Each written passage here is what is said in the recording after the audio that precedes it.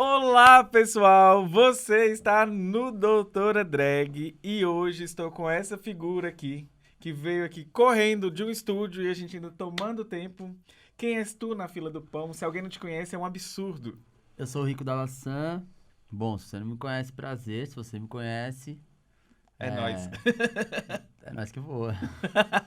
Então, gente, ó, roda a vinheta aí que daqui a pouco eu vou explicar pra vocês. A gente vai bater um papo aqui super gostoso no Doutora Drag. Doutora Drag!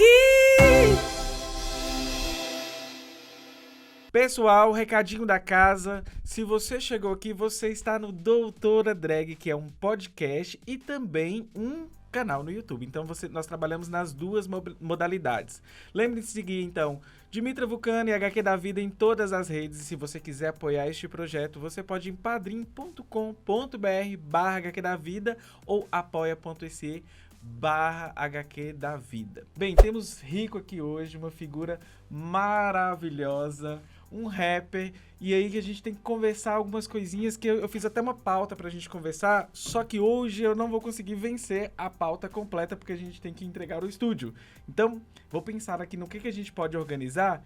Eu queria começar com você o seguinte: você é um rapper e é uma figura pública. E enquanto figura pública, acaba também tendo uma postura política e a gente está vivendo aí no país num momento de recrudescimento, de um ultraconservadorismo.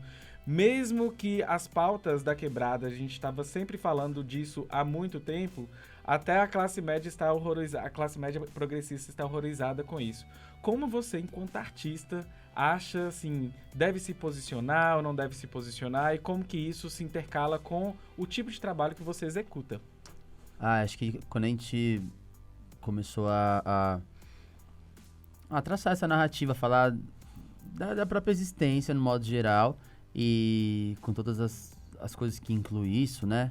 Bicha, preta, periferia, Sudamérica e tal, era um outro instante onde tinha-se as possibilidades utópicas, os sonhos, eles tinham um lugar ali de celeiro, de estufa para isso, e aí nos deparamos agora com esse outro estado, esse outro ponto, aonde ali a gente fazia a arte da emergência, e nesse instante a gente constrói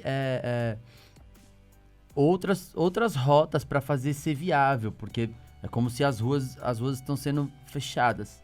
E aí você acha uma outra rua para percorrer e continuar a expandir isso. Porque existe uma massa que acompanha, que ouve, que segue, que se inspira, que se reconhece, às vezes, no que a gente faz. Mas o país é imenso e estamos no trajeto para fazer chegar em outros lugares. E aí, quando num tempo desse, as coisas vão ficando mais obstruídas e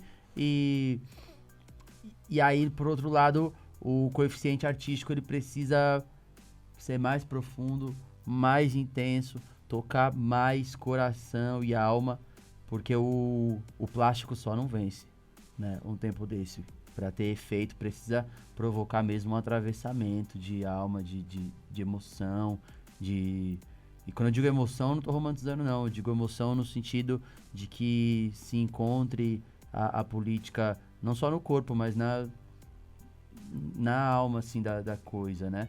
Porque até isso o plástico já consegue reproduzir igual, né? O corpo político, até o corpo político, o plástico já consegue reproduzir. Esvaziar do que de fato são políticas e reproduzir. Então, é numa outra dimensão agora. E aí só toca, só atravessa de fato quem tiver arte nesse sentido. E tem uma coisa que eu tava conversando com a Aline nos bastidores, o mercado ele tende a esvaziar as pautas. A gente pega as pautas do feminismo, a pauta LGBT, a pauta do movimento negro, e eu fico imaginando que deve ser uma preocupação diária de não deixar a pauta ser esvaziada, porque igual você falou, toca com coração e tudo mais, ou seja, esse ser político que te move, o que te faz mover é essa essência. Como você faz para poder tomar cuidado e não deixar que toda uma indústria que existe por trás não deixe a cooptação chegar mesmo? Não, isso é cíclico da história do capitalismo, isso de a gente traz o código, o capital decodifica, Uhum. monetiza e descarta. E isso acontece com todas as coisas. O que eu reparo, e cada vez que eu me encontro mais com um lugar de promover arte, promover cultura, e fundar coisas e pensar coisas, é fazer ser possível sempre que seja protegido esse lugar de construir peças transformadoras de fato. Se é música, se é performance, se é um documentário, se é fotografia, o que for. Que isso esteja protegido desse lugar, né? Que eu chamaria de a maldição do plástico. E Adorei essa terminologia. porque isso é cíclico. É cíclico. Quantas coisas você vê aparecer e ficam gigantes e depois elas perdem força. E não perder força de imprensa. Porque o que é novidade se pausa, depois não é mais novidade. Não é isso. É perder relevância artística. E coisa que perde relevância artística é por conta de um esvazio, porque se esvazia, né? Do que se é arte, do que toca o outro, né? Então isso é cíclico, e o que é arte fica. Some, reaparece, reinventa, acha outro lugar, outra forma, né?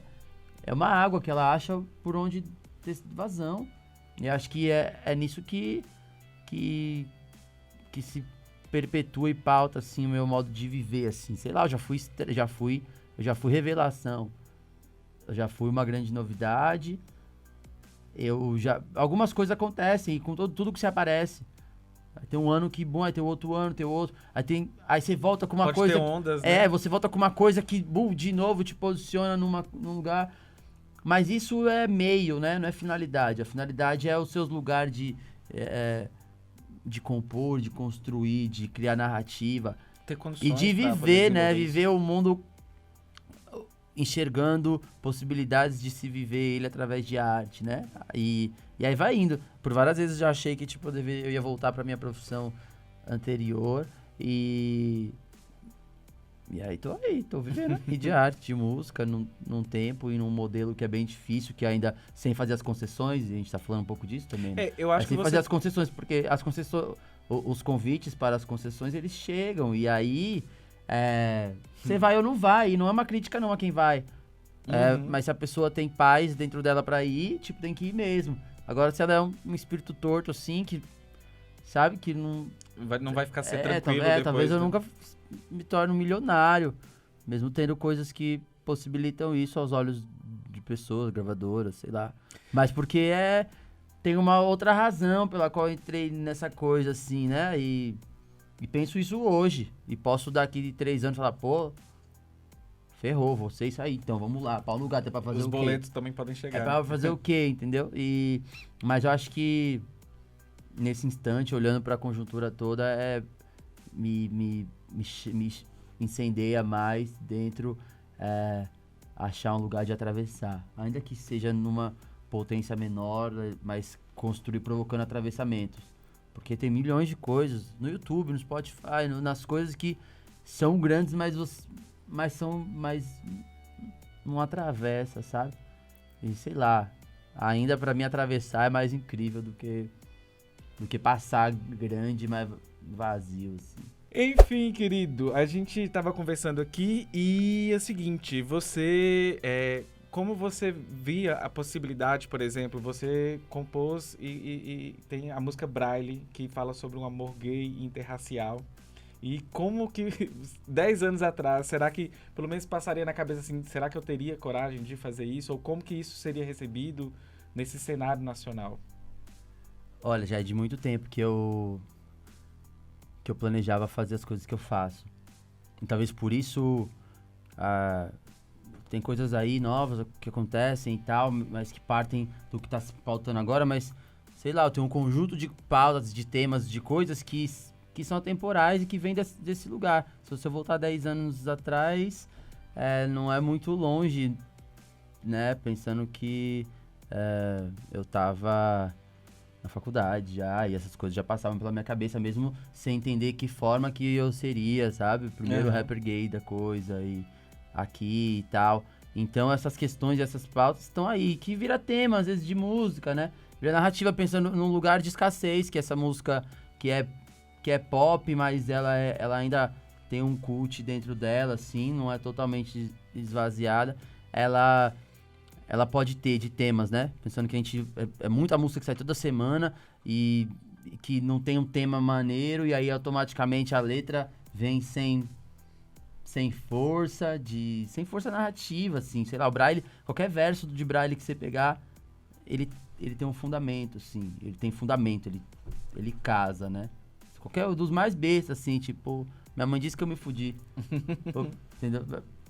Ele funciona dentro desse contexto e de tantos outros. Eu acho que é pegar uma pauta e tentar exponenciar ela ao universal, assim. E outra coisa, você veio, assim, a sensação que algumas pessoas, por exemplo, que não consumiam rap, é que veio e quebrou muitas coisas que também caminham dentro da cena, por exemplo. Mano Brown falar, por exemplo, que não cantaria mais mulheres vulgares. Então, é impossível falar também de rap sem falar de Racionais. E como você vê isso, né, assim, dessa construção desse novo cenário, de tentar não ser misógino, de ter uma inclusão... Os tempos mudaram, assim, Mudaram, ao tanto de que possibilitou a minha existência. E também, cada dia tá mais perto a ruína do homem hétero, assim, né, esse estereótipo. E acho que é isso que... Os caras também querem se manter no mercado, eles precisam pensar, alguns transformam mente mesmo, e acho que isso que também faz parte da vida, né, evoluir. Mas, não sei, eu acho que as mulheres podem dizer muito melhor se isso tem um efeito mesmo na sociedade, na vida delas, ou se é só uma coisa pra virar uma aspa de entrevista, entendeu? Eu acho que é uma dualidade, assim. Mas, que bom, antes de qualquer coisa, que bom.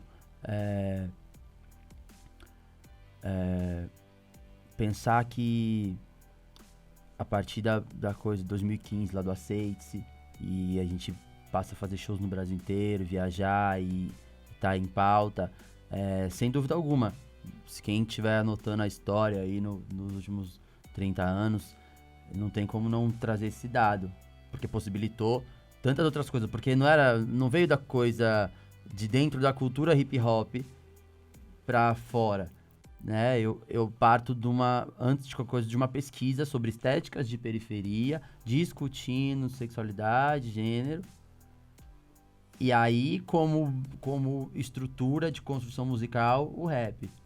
Mas parte primeiro desse olhar, dessa estética de estética de periferia do Sul da América, né? Que vai virando periferia da Zona Sul de São Paulo.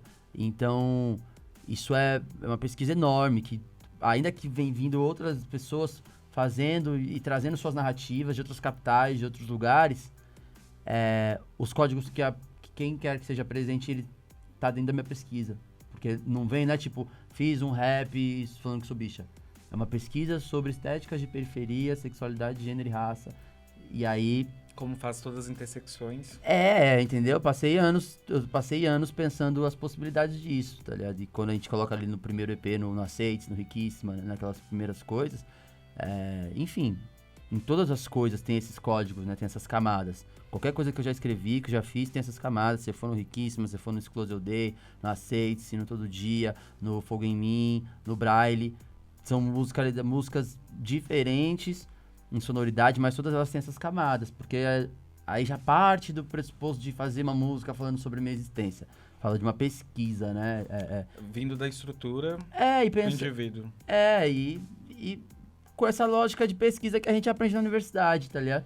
De construir camadas, códigos e entender isso, e aí como ingrediente de um bolo e colocando ele dentro de uma fórmula, entendeu? É quase uma metodologia que você descreveu. É metodologia. Só que às vezes a pessoa pensa em metodologia e associa, sei lá, o trap, que é uma música que sempre todas saem bem parecidas e tal. Mas ela é uma metodologia de códigos, não pra fazer uma fórmula de música. Mas é pra fazer uma fórmula de narrativa, de narrar um comportamento, né? Ah, que bacana. Isso é... Olha, eu estou aqui encantada. É uma pena que a gente só tem um pouquinho de tempo no estúdio, porque o pessoal já tá pra gravar, mas que prazer te conhecer. Olga Mendonça, né? Brigadão, querido, por essa oportunidade, por esse contato.